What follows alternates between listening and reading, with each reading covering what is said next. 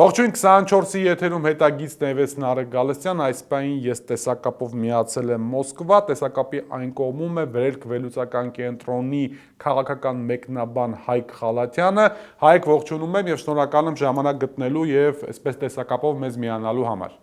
Ողջույն, շնորհակալություն հրավերի համար։ Առաջին բանը, որ ուզում եմ սկսել, մի փոքր փորձենք հասկանալ այս պահին աշխարհաքաղաքական դասավորվածությունը Հայաստանի շուրջ եւ Հայաստանի շուրջ ասելով ես առավել նկատի ունեմ ապագա հայաստանյան ընտրությունների շուրջ։ Մենք տեսանք, որ փաստացիորեն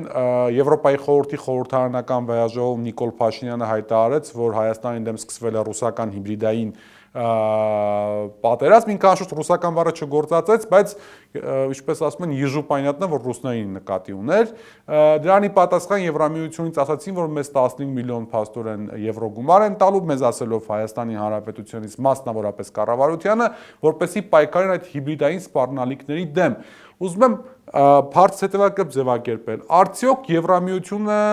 պատրաստվում է Հայաստանում ամեն գնով պահել Նիկոլ Փաշինյանի իշխանությունը եւ փաստացիորեն վերահացվում Նիկոլ Փաշինյանի նախընտրական շտաբի պետի ֆունկցիաները կատարողի։ Դե ինչպես դու նշեցիր, չնայած Նիկոլ Փաշինյանը ուղղակի Ռուսաստան անունը չէր տալիս, բայց թե Արադ Միրզոյանի ելույթներում հասկանալի էր թե ում նկատի ունեն, բայց իրենց եվրոպացի գործընկերները ավելի ուղիղ են եւ հստակ ասում են ում դեմ է եւ նույնիսկ սցենարն էին ասում, Մոլդովայի օրինակն են անընդհատ բերում, չնայած Հայաստանի իշխանություններն են հիշեցնում Մոլդովան, որտեղ փաստացի Եմեն արմուտքը իբր պարկայում է Ռուսաստանի դեմ եւ հենց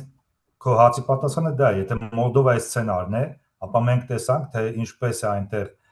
Եվրոպական միությունը, որ այդքան սիրում է խոսալ մարդու իրավունքներից, խոսքի ազատությունից եւ այլն, շատ հանգիստ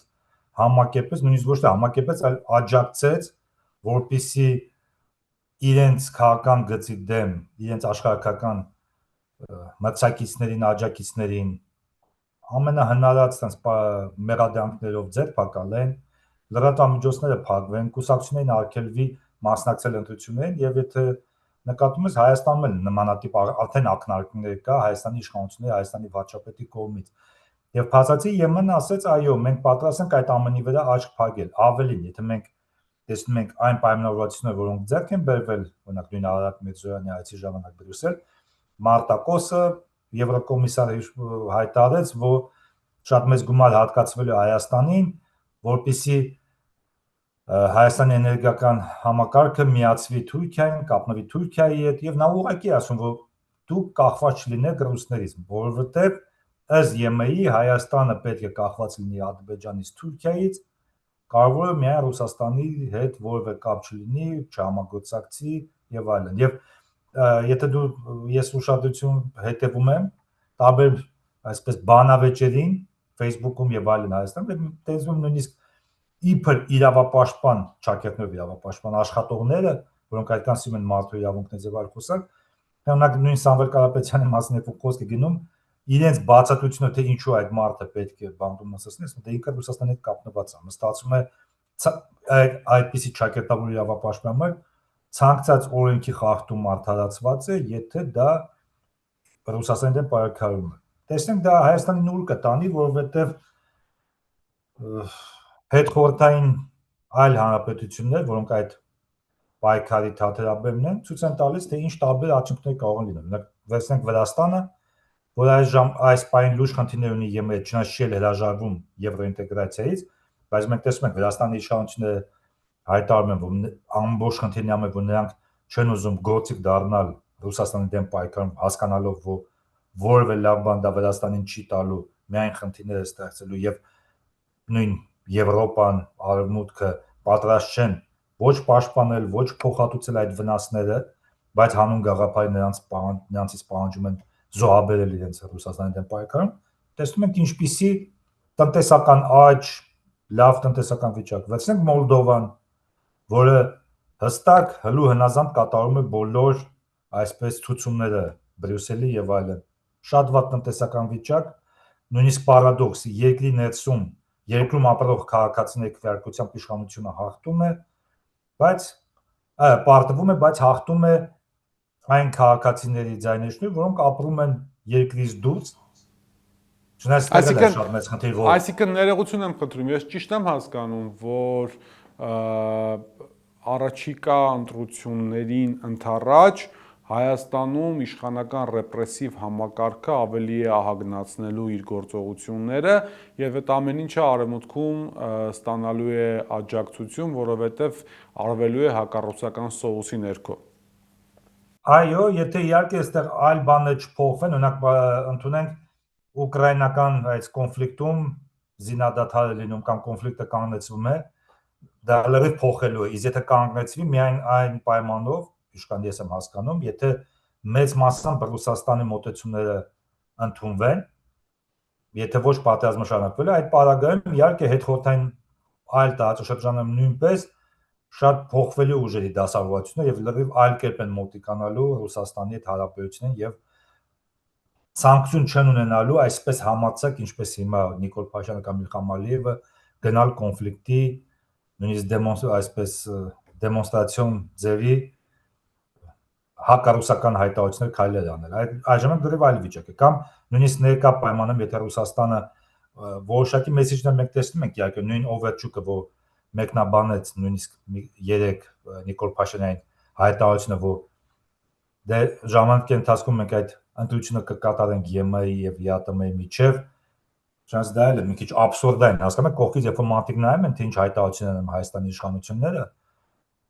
ԵԱՏՄ-ից դուրս գալը ինքնանպատակ չի, բայց ԵՄ մտելը ինքնանպատակ է, դա մի քիչ փոքր աբսուրդային է, էլի ոնց է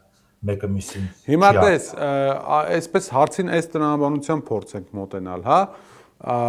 ռուսական հայտարարությունը իրականում արինթունենք, որ մինչև հիմա եղած հայտարարությունները պաշտոնական մակարդակով բավական անատամ հայտարարություններ են, բայց ինձ խնդրում եմ բացատրի ֆենոմենը, ինչպես է ստացվում, որ Նիկոլ Փաշինյանը կարողանում է մի կողմից արևմուտքում վաճառել հակառուսականություն, որը բավական գնվող ապրանք է այսօր մասնավորապես Եվրամիության չինովնիկական հատվածում, այսինքն Բրյուսելի այդ վարչակազմի հատվածում, սա մի իրականությունն է, երկրորդ կողմից բավական այսպես դրական ընդունվել Ռուսաստանում 1-2 այսպես զգուշավոր հայտարարությունների ֆոնին։ Մարդը միգուցե իսկապես կարողացել է դիվերսիֆիկացիա անել, ինչպես ինքը ասում է։ Տես, այստեղ դու շատ հետաքրքիր թեմա ես բացում, որովհետև իշխան ուզում են Ռուսաստանին մեղադրել, որ նա միջամտում է այլ երկրների ներքին գործերի մեջ, բայց մենք տեսնում ենք, որ օրինակ հետխորհրդային տարածքում այդ երկրներին ընտրության առաջով դնում է ոչ թե Ռուսաստանը, հենց Արևմուտքը, պահանջելով կողմնորոշվել ում հետ են դրանք այս աշխարհակական պայքարում։ Իմ ասածը նրա մասին է, որտես եթե Նիկոլ Փաշինյանը Արևմուտքի աջակցությունը, ԵՄ-ի աջակցությունը ստանում է, որպեսզի ցանկացած գնով ապահովի իր հաղթանակը ընտրություններում, այդ աջակցությունը անվճար չի լինելու։ Միակ բանը, որ ճակերտավոր Հայաստանը կարող է վաճառել Արևմուտքին, ԵՄ-ին, դա հակառուսական քաղաքականությունն է։ Եվ ի տարբերություն Մոսկվայի, ինչպես դու նկատեցի շատ անատամ, այսպես մի երկու այսպես ձևի համար հայտարարություններ, Արևմուտքը, Եվրոպան, ԵՄ-ն շատ հստակ պահանջում են փոխհատուցումներ իրենց աջակցության համար եւ այդ կրկնեմ, եւ այդ պարագայում ուզես թե չուզես, դա բերելու է խնդիրների Ռուսաստանի հետ։ Այդ պարագայում Ռուսաստանը նույնիսկ չուզենալով արձագանքել ներկա զարգացումներին, ստիպված է լինելու այդ զարգացումների արդեն արդյունքներին արձագանքել։ Ես քեզ հիշեցնեմ, օրինակ, որ մեր հերոսադիտողները հասկանան, հիշեցնեմ քեզ Վրաստանի օրինակը Սաակաշվիլի օրոք։ Շատերն են մոռացել, բայց Ռուսաստանը շատ մեծ օգնություն ցույցաբերեց Սաակաշվիլուն։ Առանց Ռուսաստանի չեզոք նույնիսկ միջնորդական միջամտության Աջարիայի միացումը նո ամբողջական Վրաստանին այդպես հեշտ ու հանգիստ չէ լինի, ինչ որ տեղ ունեցավ, եթե հիշում ես։ Այսինքն Մոսկվան չաջակցեց Աբաշիձեներին, էլի։ Այո, նաև եկան համ խոսեցին եւ նա մեկնեց Ռուսաստան Աբաշիձեն եւ այսպես Սաակաշվիլին շատ հանգիստ։ Եվ ռուսական կողմը մինչև 2008 թվականի պատերազմը հրաժարվում է ճանաչել Աբխազիայի եւ Հարավային Օսիայի անկախությունը, ավելի նույնիսկ մի պակա, որ Ռուսաստանը պատժամիջոցներ է ընդունել Աբխազիայի դեմ, որովհետեւ նա ավելի այսպես գնա կարգավորման Վրաստանի հետ, փաստացի Վրաստանի տարածքային ամբողջականության շրջանակներում։ Բայց հետո մենք ինչ տեսանք, որ Սաակաշվիլին գնաց հստակ հակառուսական քաղաքականության եւ նույնիսկ միջև պատերազմը այդ ամբողջական էմբարգոն վրացական ապրանքների ընդունվել է նույնիսկ ոչ թե 2008-ին, այլ 2007-ին, եւ միայն վրացական երազանքի հաղթանակից հետո, երբ որ Իվանիշվիլին եւ նոր իշխանությունները ավելի այսպես հրաժարվեցին այսպես Սաակաշվիլու ագրեսիվ հակառուսական քաղաքականությունից, այդ էմբարգոն իմպորտի վրացական ապրանքների հանվեց։ Կամ Բայց Ուկրաինան հազար ներողություն Հայկ, հազար ներողություն մի քիչ համեմատությունը կարող է չափազանցված է այն առումով, որ այնուամենայնիվ մինչև 2022 թվական հարավային Կովկասում Ռուսաստանի դիրքերը այլ էին, 2022 թվականից հետո բոլորովին այլ, այսինքն Ուկրաինայում այդ ռազմական գործողությունները սկսելուց հետո ու պիտի ընդունենք, որ այսօր հարավային Կովկասում կա հստակ թուրքական ներկայություն, դա իրականություն է, որը չկար մինչև այդ։ Ես ուրիշ բան նկատ ունեմ, ոնց են ընդունվում որոշումները։ Դա համար ես ուզում եմ օրինակ Ուկրաինայի օրինակը բերեմ, նույնիսկ Մայդանից հետո, տես, Ռուսաստանում հենց Մայդանից հետո որոշ փորձագետներ եւ տեղեկացած անձիկ պատմում են, որ նույնիսկ շատ լուրջ մտածում էին մի ծրագրի մասին, երբ որ Յանուկովիչը, որ այդ ժամանակ օրինական նախագահն էր, դիմում էր Ռուսաստանին օգնության համար,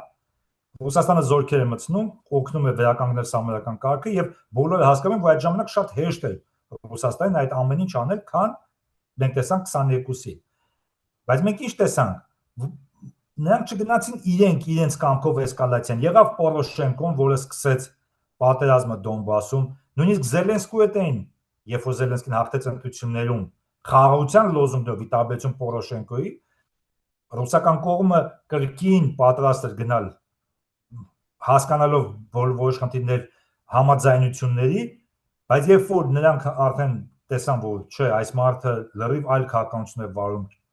ընդունակ չէ պայմանավորել եւ այլն, սկսվեց այդ 22 թվականի պատերազմը։ Իմ ասած է, դու հասկանում ես, որ Ուկրաինան իհարկե Ռուսաստանի համար շատ ավելի կարևոր է, քան Հայաստանը, բայց ես կարող եմ վստահեցնել, որ շատ փորձագետներ նույնիսկ 14-15 թվականներին ուղղակի ասում են, որ չարձագանքելը ժամանակին այս պահին բերելու է շատ լուրջ մեծ արյունալի պատերազմի մի քանի տարի հետո։ Ես դա հիշեցնում եմ, որտեղ հասկանալու կարելի է շատ քննադատել այդ մեխանիզմը աշխատելու եւ այլն, բայց ռուսական արտաքին քաղաքականությունը շատ իներտ է, ինքը պրոակտիվ չէ հաճախ, նա արձագանքում է զարգացումներին, այն քայլերին, որոնք իրենց մրցակից երկրները ձեռնարկում են։ Դա եմ ասում, այս քաղաքականությունը, որ Նիկոլ Փաշյանը վարում է, այս պայն ես քո հետ համաձայն եմ, ռուսական կողմը նույնիսկ կարող է չգնա որևէ կոշտ քայլի, բայց Փաշինյանը ստիպված է լինելու ասելով ան, ասել նաև բ, որտեղ դա նրանից պահանջելու են եվրոպացիները արևմուտքը, իսկ նրանք կարողանում են հստակ իրենց ուզածին հասնել, եւ այդ ժամանակ Ռուսաստանը ուզի թե չուզի գնալու է պատասխան քայլերի, տնտեսական եւ այլն Հայաստանի դեմ։ Բայց դրա մասին Հայաստանում շատ քչեն են խոսում եւ իշխանությունը թաքցում է, իշխանությունը փորձում է մարդկանց համոզել, որ գիտեք ինչ, դե այն ինչ որ կա Ռուսաստանից քիչ թե շատ կլինի, տեսնում եք մենք կգնանք արևմուտքից կստանանք, Թուրքիայից կստանանք որոշ օգուտներ, Ադրբեջանից, այդպես չի լինելու, որովհետեւ ժամանակն է փոխվել։ Դու ճիշտ ես նկատում, ներկայիս վիճակը եւ ներկայիս Ռուսաստանը այն չեն ինչ որ եղել են 2007-8, նույնիսկ 14, 15 եւ 19 թվականին։ Ես ավելին ասեմ, ռեսուրսներն են սահմանափակ։ Հիմա եթե ժամանակին Ռուսաստանը ի տարբերություն իր աշխարհական մրցակիցների կարող է նույնիսկ ֆինանսավոր տնտեսական աջակցություն ցույց տալ իր հանդեպ թշնամական քաղաքականություն վարող երկրներին, որը շատ հարցեր է այստեղ առաջացնում։ Այս պայմաններում նույնիսկ ցանկության դեպքում դա չի լինելու, որովհետև շատ ավելի պրագմատիկ, ռացիոնալ եւ կոշտ է Ռուսաստանի քաղաքականությունը։ Նրանք լավագույն դեպքում կարող են ասել, դե գիտեք ինչ, դու չեք ուզում մեր հետ ընկերություն անել, ձեր գործն է։ Բայց այդ ժամանակ գազն չեք ստանա, շուկայականից շատ ավելի ցածր։ Բայց հիմա եթե նկատել ես այսօր բաց է լինելու միայն մեր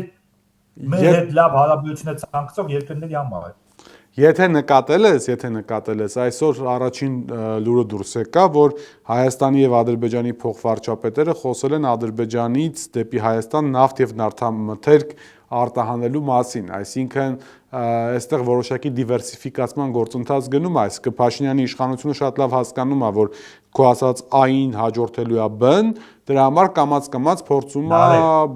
գտնել այլընտրանքային աղբյուրներ, անգամ Ադրբեջանից։ Նայ, հաց գազ որտեղից են բերելու Ադրբեջանից։ Չէ, կասեն Ժորժ ջան, դե գազն էլ ինքնիշխանության գինն է։ Չէ, ես հաց եմ տալիս, դու չես կարող ասել, որ այդ գազը մարդկանց պետք է, քո մարդիկ գազով են տները տակ, ասում ես ձմեռա։ Ոնց որտեղից են բերելու։ Հասկանում ես, նույնիսկ ցանկության դեպքում Ադրբեջանը այդ գազը չունի։ Նա այս պահին ռուսական գազը գնում է եւ վաճառում է եվրոպացիքին իր գազի անվան, ասում մենք ռուսական գազը մեր մոտ ենք վառում, ձեր մոտ մաքուր ադրբեջանական գազը եւ բոլոր ծավալների մեծացումը, չգիտես ինչու համընկնում է Ռուսաստանի գնումների ծավալի մեծացմամբ։ Հիմա քո կարծիքով, դա գիտես, ել եմ ասում, ցավոք սրտի Հայաստանը այս պահին գնում է ամբողջությամբ Ուկրաինայի ճանապարհով։ Ես քեզ հիշեցնեմ, Ուկրաինայի իշխանությունները իբր հրաժարվել են ռուսական գազից, այդ այսպես կոչված обратный ռևերսով նույն ռուսական գազը գնում էին Հունգարիայից, Սլովակիայից ավելի թանկ, ասում են դե մենք ռուսական գազ չենք առնում, հրաժարվել ենք, բայց իսկականում առնում են նույն ռուսական գազը, բայց ավելի թանկ, ասելով դե տեսնում եք մեր ինքնիշխանությունն է։ Հիմա նույնը այստեղ է լինելու, իբր ճակերտավոր ինքնիշխան Հայաստանի իշխանությունները հրաժարվել են ռուսական գազից, նույնիսկ չեմ բացառում նաև նավթամթերքից, գնելու են նույն ռուսականը, բայց ավելի թանկ, բայց ժողովրդին խաբելով, ասելով գիտեք ինչ, դա ռուսական չէ։ Ինչպես դա հիմա Եվրոպայում են շատերը։ Հայկ եկեղեցու դեմ տեղ ունեցող փաշինյանական գործողությունները նույնպես, եթե նկատել ես, բանի փոփոխություն են կրել, այսպես ռետորաբանության փոփոխություն են, ռիտորիկայի փոփոխություն են կրել։ Ինչպես, եթե ժամանակին Նիկոլ Փաշինյանը խոսում էր հոգևորականների եւ իմաստնավոր վեհապար հայրապետի կուսակրոնության հարցի մասին, անշուշտ բոլորս էլ այդ ժամանակ հասկանում ենք adekvat վարդիկ, որ ինքը արադ չէ, ներողություն, Արագած Սարի գլխից թքած ունի վեհապար հայրապետի այդ հանգամանքի վրա կամ դրա խախտման վրա, հիմա ինքը տանում է պետական անվտանգության ճանապարհով, ասում է վեհապան Գարեգին Երկրորդը, Ավազանյանով անշուշտ կոչելով, վտանգ է Հայաստանի պետական անվտանգության համար։ Ու այստեղ էլ իմ մոտ տպավորություն կա, որ ինքը կամաց-կամաց այդ ռուսական գործակալ 5-րդ շարասյունը պիսի բաներ է պատրաստում կպցնել։ Քո մոտ կա այդպիսի տպավորություն։ Այո, բայց ասեմ ինչու, դա շատ տրամաբանորեն է գործում, որովհետև երկու պատճառ կա առանց ասեմ, ամենագլխավորը։ Նայ, մենք ամենասկզբում խոսեցինք, չէ՞, որ հաստատի բոլոր բռնաճնշումները Փաշինյանը փորձում է արդարացնել այն ձևակերպան, որ դա պրոռուսական ուժերի դեմ են։ Բոլորի համար հասկանալի է, որ դա իր քայլերը եկեղեցու դեմ, որ կոպտագույն խախտում է ոչ միայն Հայաստանի օրենքների համայնության, նաև բոլոր այն միջազգային նորմերի դեկլարացիաների, որոնց անդամ է Հայաստանը, ԵՄ-ի աչք վերցած պարտավորությունները եւ այլն։ Որպեսզի դա ընդունելի լինի իր արևմտյան գործընկերների համար, դա համար նա փորձում է նույնիսկ եկեղեցու դեմ պայքարը տանել այդ հունով, էլի, որ դա ոչ թե հայ առաքելական եկեղեցու դեմ է, ոչ թե հավատացյալների իրավունքների խախտում է եւ հոգեվորականների, այլ դա աշխարհական պայքարի մի մաս է, մենք դա անում ենք Ռուսաստանի դեմ պայքարում, որպեսզի փաստորեն կարողանա կոպիտ ասած մարսել այդ ամենը եւ նույնիսկ աջակցություն ստանալ։ Եվ փաստացի մենք տեսնում ենք, որ այսպիսի լուր արձագանքը Բրյուսելից, Վաշինգտոնից որոշ չափով դա ընդունում են այդ մոտեցումը։ Հիմա իշքան դա կտևի ես չգիտեմ, որովհետեւ նույն Ուկրաինայի եկեղեցու դեմ պայքարը մենք տեսնում ենք, որ նույնիսկ Տրամպի թմում մարդիկ կան, նույն Տակեր Կարլսոնի եւ այլն, որոնք շատ բացասական են դա ամենի վերաբերվում։ Դա տեսնենք իշքան երկար կտևի այդ լրությունը։ Դե ես կարծում եմ, որ այստեղ բան չի, կանգ չի առնելու ինքը, որովհետեւ բոլոր կարմիր գծերը այլևս անցած են եւ հասկանում եմ, բայց դե տեսնենք, դա եմ ասում։ Եվ երկրորդ պատճառը, որը իմ կարծիքով մի փոքր ավելի փոքր նվազը քան առաջինը, տես հասկանալով, որ նա չի կարողանում այսպես բոլոր գործողությունում հաջողության հասնել, փաստացի Նիկոլ Փաշինյանը գնում է պառակտման եկեղեցու եւ իր կողմն է քաշում որոշ սրբազանների եւ մենք տեսնում ենք բոլորը գիտեն այդ մատիկ ինչ վարկաբեկված են եւ այլն, ինչ մամուլում ինչ տեղեկություն կա այդ մարդկանց մասին եւ դրանից հետո այդ ինչպես դու ասացիր այն թեզերով առաջ գնալ վեհապարի դեմ իհարկե դա մի քիչ տարօրինակ է, նույնիսկ երկրի ներսում շատերի համար անընդունելի է դառնում եւ փաստացի Փաշյանը որ հասկանում է, որ եթե դու Նավասադ Կոչյանի եւ մնացածի հետ պայքարում ես վեհապարի դեմ կամ նույն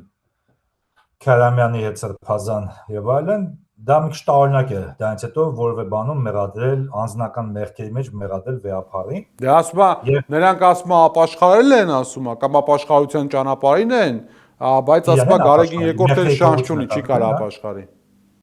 Դե դա ասում ինքը ստացվում է ինքնա մեղքերի թողություն տվել, իր մոտ է պետք գնալ մեղքերի թողություն։ Դե երևի թե ինքը սրբազան բանն է, Խոստովանահայրն է դարձել էլի։ Եվ նայ,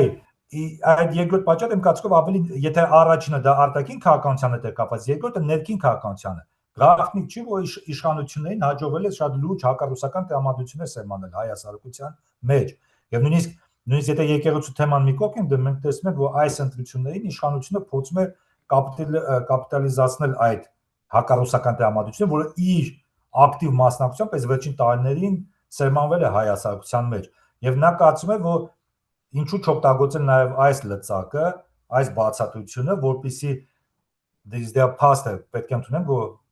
շատերը Հայաստանում շատ հակառուսական են տրամադրված, գոնե այս զանգվածին իր կողմ տանի եւ գոնե այդ մարդիկ, որոնք ուրիշ պայմաններում դեմ կլինեին եկեղեցու դեմ գործողություններին, այս հակառուսականության սոսի տակ ընդունեն այդ իր մոտեցումները, իր գործողությունները։ Ես ճիշտ եմ հասկանում, որ հիմա Հայաստանում փոխվում է արտաքին թշնամու կերպարը։ Այսինքն մեր դասական ընկալումներում եւ դա բաներ օբյեկտիվ իրողություններ, այլ ոչ թե մեզ սրսկված իրողություն, մենք մշտապես վտանգ զգում էինք, Ադրբեջանին այդքան լուրջ չէինք ընդունում, Թուրքիայից էինք մշտապես վտանգ զգում։ Հիմա կարծես թե արտաքին թշնամու կերպարը Թուրքիայից փոխարինվում է դեպի Ռուսաստան։ Այո, բայց դեռ ավելի շատ գիտես, այս հացին ուրիշ կերպ կնայեմ։ Սա մի իհարկե մի քիչ աբսուրդային է, երբ որ նայեմ հայ հասարակությունը քննադատում է Ռուսաստանին, որ նա օգնում է մեր թշնամիներին Ադրբեջանին եւ Թուրքիային, բայց ես ինչու ստացվում է, որ մեր թշնամիները ավելի լավ են, պետք է իրենց հետ լինել, քան իբր այն երկիրը, որը իրենց օգնել է։ Բայց այդ մոտեցման տրամաբանությունն եմ ուզում հասկանալ, բայց չեմ կարող։ Բայց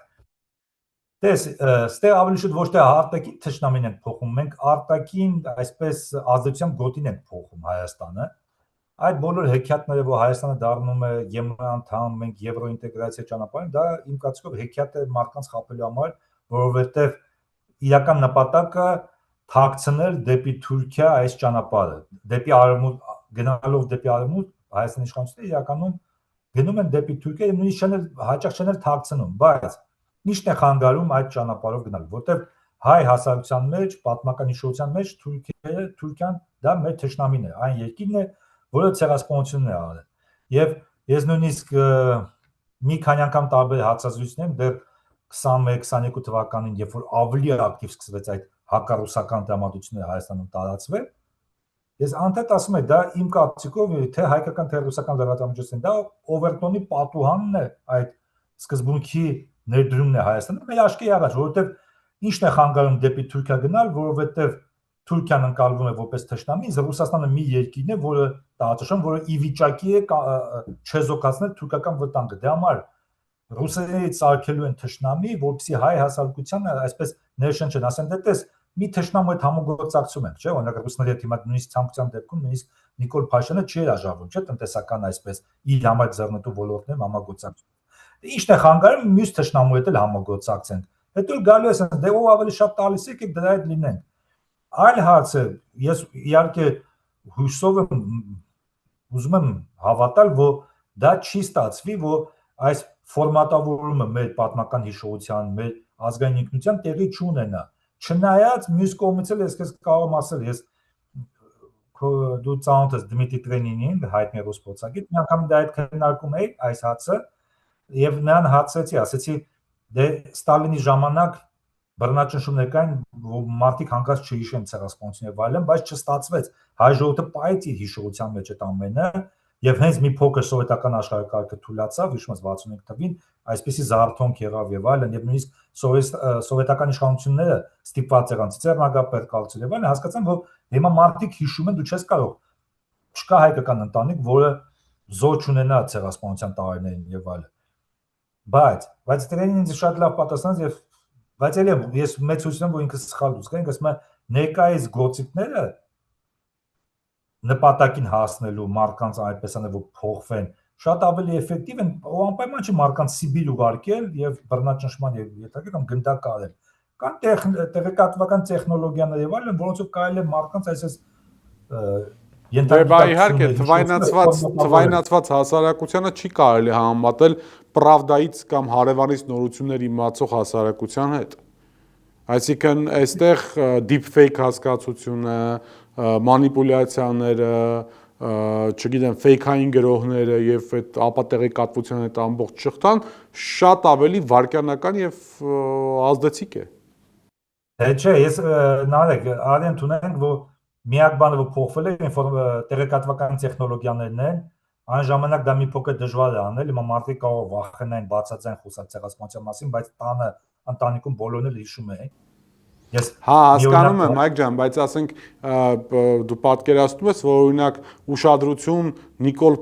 աշխարհը ցնցվեց, Նիկոլ Փաշինյանը զգետնեց Իլհամ Ալիևին վերնագրերը, պայմանական ասած, որոնք որ իշխանական այդ աղբաներում, աղբանոցներում տարածվում են օրինակի համար,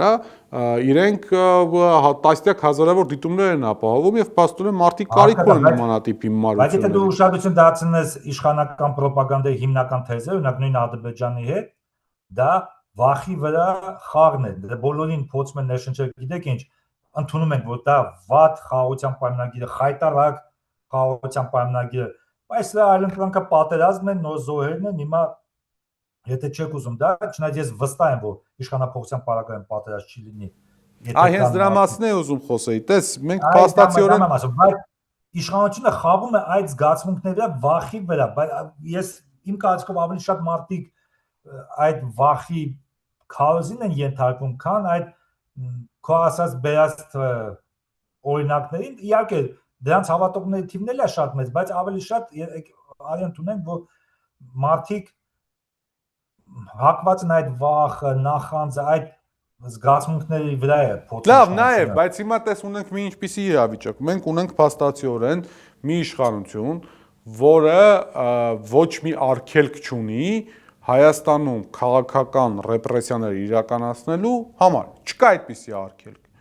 Ամենաթարմ դեպքը Միրյանի Հակոբյան նկատմամբ հարձակումներ։ Դրանից առաջ փաստորեն Արշակ Սրբազանի կալանավորում, դրանից առաջ փաստացի Միքայել Սրբազանի կալանավորում, դրանից առաջ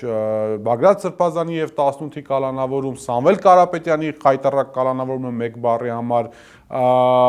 ու այսպես ես կարող եմ այդ թվերը շարունակել։ Ինչ է մեզ բերում, երբ որ 2007 թվականների այդ նախամարտի 1-յան եւ այդ մարտի 1-յան շրջանում իշխանական բռնաճնշումներ կային ընդդիմության նկատմամբ, ինչ որ մի հատ տեղ կար, որտեղ այդ ընդդիմությունը դիմում էր պայմանական, ասած ասենք Եվրոպայի միության, չգիտեմ, մարդու իրավունքների հանձնակատարին, ինչ որ համաբրկանով մի հատ պապիկ կար, եկավ ստեղ ու այդ ընթացքում ազատազրկվածներից բազմաթիվ մարդիկ օրինակ դուրս եկան, հա, կամ ասենք Սվիտալսկի անունով մի հատ դեսպան կար, եթե կհիշես Եվրամիության, որը բոլոր հանրահավաքների մասնակցում էր ու անընդհատ ռեպորտներ էր գրում, որ այս չի կարելի, այս կարելի է եւ այլն եւ այլն։ Այսինքն ինչ որ տեղեր կար, որտեղ որ Հայաստանի իշխանությունները որոշակի չափով ազդվում էին։ Հիմա փաստացիորեն հայաստանյան ընդդիմությունը մենակա կանգնած Եվրամիության չինովնիկություն, չասեմ արևմուտք, Եվրամիության չինովնիկություն, Նիկոլ Փաշինյանի իշխանություն, ռեպրեսիվ պետական համակարգ ուժայիններով եւ ադրբեջանա-թուրքական այդ բանը, պատերազմ սկսելու մշտական վախ, հա, այդ կոալիցիայի առաջ։ Ես ուզում եմ հասկանալ, օրինակ դու քո մեջ պատկերացում ունես սրա ելքը լուծումը ո՞րն է։ Շատ բաց հաց է տալիս, որովհետև ասեմ, իհարկե ես կարող եմ ասել, դա պետք է շարունակել պայքարել, բայց դա Մոսկվա նստած դա հեշտ է խորհուրդ տալ։ Դա մը հիանում եմ ձեր աշխատանքով իմ գործընկերներին, որոնք նույնիսկ այս բտնաճնշումների ֆոնին իրենց աշխատանքը տանում են, չնայած հասկանում եմ ինչ հետևանքներ կարող լինել։ Տես, խնդիրը սանում է, քո հարցի մեջ ես այսպեսի ակնարկ տեսա, որ ինչու օրինակ Ռուսաստանը չի միջամտում, եթե իբր ընդդիմությունը ավելի դրական է տրամադրված, ուզում է պահպանել լավ հարաբերություն, կամ Պարսկաստանը, չէ՞, օրինակ ներկայիս ընդդիմությունը։ Չէ, ուզում եմ ասեմ, այդ որ անունը 5-րդ շարասյուն դրել են, գոնե ինչ որ վտակը բան լիներ, հիմք լիներ, դա էլ չկա ախր։ Հասկանում եմ, բայց դա էլ պետք է ընդունենք, որ Ռուսաստանը այդ ոլորտով չի աշխատում։ Ռուսաստանը կյանքում մարդու իրավունքների թեման առաջ չի տարել եւ իր սկզբունքն է, որ ներքին գործերի մեջ չմիջամտել, իշխանել դա տարօրինակ է ներկայիս աշխարհական պայքարում, բայց դա այդպես է եւ նա չի կարող հիմա փոխվել, ասա գիտեք ինչ, չէ, Հայաստանի պարագայում ես իմ մոտեցումը փոխում եմ։ Մարդու իրավունքներով եմ զբաղվում։ Բայց ես միակ լուծումը եմ ասում, ես չունեմ քո հարցի պատասխան, բայց միակ լուծումը, որ ես տեսնում եմ, որ մարդիկ պետք է միևնույն է տարբեր այդ արմության կազմակերպություններին անընդհատ դիմել, հիշացնել եւ այլն, որովհետեւ ուշ թե շուտ դա որոշակի արդյունք տալու է, բայց մյուս կողմից էլ ամենակարևորը պետք է ասեմ, մեր քաղաքացիները, մեր հայրենակիցները իրենք պետք է իրենց խղճի ներսում այդ հարցի պատասխան տալ։ Մենք մեր երկիրը պետք է փրկենք, ճիշտ ընտրություն կատարենք եւ այլն, նրա համար որ դա պետք է Ռուսաստանին, ԵՄ-ին, Պարսկաստանին, ԱՄՆ-ին կամ նույնիսկ Թուրքիային, թե դա պետք է մեզ։ Հասկանում ես, հիմա ես մի փոքր բացասաբար նաեւ մտքում այդ մոտեցմանը, որ եկեք հանուն Ռուսաստանի հետ լավ հարաբերություններ մի բան անենք։ Ինչու՞։ Հիմա եթե Ռուսաստանը մի օր պայմանավորվեց Նիկոլ Փաշինյանի հետ կամ Ալիև հետ, որ ավելի հավանական է, իր շահերը ապահովագրեց, մենք ընդունելու ենք իրենց մոտեցումը տարածաշրջանում, որ եթե նա հակասի մեր շահերի, ես դա հետ համաձայն չեմ, հասկանում ես, դա եմ ասում։ Իսկ շահառուն հայ ժողովուրդն է փոփոխության, հա, ոչ թե ռուսները, Իրանը եւ մնացածները։ Դա մի քիչ իդեալիստական է հնչում, բայց դե այս պարագայում պատկերացնենք փոքր երկրները ազդվում են շատ արտաքին։ Բայց պատկերացնենք այդ օգնությունը չի գալու դրսից։ Ինչ, պետք է ասենք, հա, լավ, դե գնում ենք Թուրքիա դառնում։ Նույնիսկ Թուրքիա չէ, այսօր մի ռուս փոցագետի հետ է հացազրույցանում, նա իրոնիայով ասում է, դե հասկանում եք, չէ՞, ասում դուք նույնիսկ ոչ թե Թուրքիայի սատելիտն եք դառնում, այլ Ադրբեջանի սատելիտն եք դառնում։ Դե հա, որովհետեւ Թուրքիա մեր հետ միշտ հաղորդակցված է շփվում։ Դե համար դա լավ է, դուք չեք ուզում մեր հետ նորմալ հարաբերություն, դե համար ավելի լավ է Ադրբեջանի եւ Թուրքիայի սատելիտը դառնալ, բայց ձեր որոշումը մենք ձեզանից ավելի հայ չենք լինելու։ Հիմա շատ դաժան է, բայց եթե առանց էմոցիաներից մտնում, հասկանում ես, ճիշտ է ասում։ Ով է պարտավոր ավելի հայ լինել, քան Հայաստանը։ Հայաստանում ապրող հայերը։ Վերջին հարցը, Հայաստանում բավական այդպես աղմուկ բարձրացավ, անգամ իշխանական բաներն էի կարդում, մեկնաբանությունները, որ գրում էին, սիրելի պարոն վարչապետ, մի այցելեք այդ Ռուսաստան, ձեր երրորդ կարգի պաշտոնյաների ուղարկեք, բանը տրիգերը Նիկոլ Փաշինյանի ինքնաթիռի այդ 1 ժամ տվերի շրջանում պատտվել է, հետո բանում Սանկտ Պետերբուրգում իջնելն էր։ Սա ինչ-որ սովորական պրակտիկա է այս ռուս-ուկրաինական պատերազմի ֆոնին, թե ինչ-որ արտառոց դեպք էր։ Չէ, պետք է ասեմ, որ այդ գիշեր իրոք այսպես կոչված մոսկովսկի ավիաուզել կա, այդ ու 3 նույնիսկ 4, եթե Ժուկովսկին էլ հաշվում ենք 4, այդ 3 օդանավականներում տասնյակ ռեյսեր են հետաձգվել, այնտեղ եթե մարդիկ որոնեն ինտերնետում տեղեկություն դրա մասին կա, խնդիրներ ստացել, ու դա բարբերաբար լինում է Ռուսաստանում, ավելի քիչ Շերեմետիևոյում է լինում, բայց որտեղ նա հյուսիսում է գտնվում այդ հարավային Դոմոդեդովնիկով ավելի շատ են այդ դեպքերը, բայց այս անգամ ամբողջ Մոսկվայի օդանավականներում այդ անօթաչու սարքերի այդ վտանգի պատճառով հետաձգվել։ Բայց այստեղ ուրիշ բան է հետաքրքիր, գնալով Եվրոպա հակառուսական հայտարարություններ, ինքը Մեզոան եւ այլն, ի զարմանս շատերի Մոսկվայում, այսպես կարող եմ ասել, որ Փաշինյանը այս անգամ որոշել է թե միջկառավարական այդ խորհրդին մասնակցի, որին վերջին ժամանակներ ինքը չի մասնակցում, այլ փոխարեն Մհեր Գրիգորյանն է մասնակցում, դա նկատի ունեմ վարչապետների այդ մակարդակով հանդիպումը, բայց Փաշինյանը